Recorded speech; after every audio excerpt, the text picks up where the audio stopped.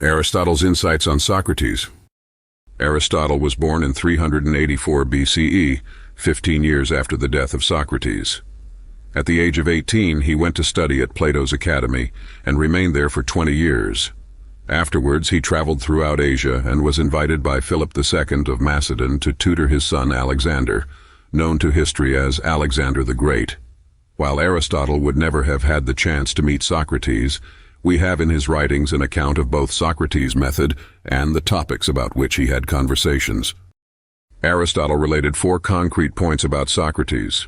The first is that Socrates asked questions without supplying an answer of his own, because he claimed to know nothing. Dialenchus Sophisticus 1836 B68.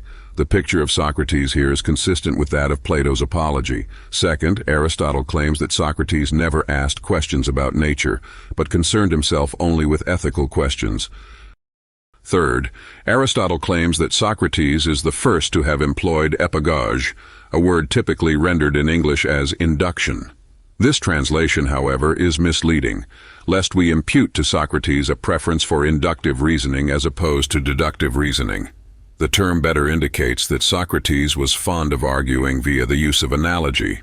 For instance, just as a doctor does not practice medicine for himself, but for the best interest of his patient, so the ruler in the city takes no account of his own personal profit, but is rather interested in caring for his citizens. Republic 342 DE. The fourth and final claim Aristotle makes about Socrates itself has 2 parts. First, Socrates was the first to ask the question, "Tst, what is it?" For example, if someone were to suggest to Socrates that our children should grow up to be courageous, he would ask, "What is courage?"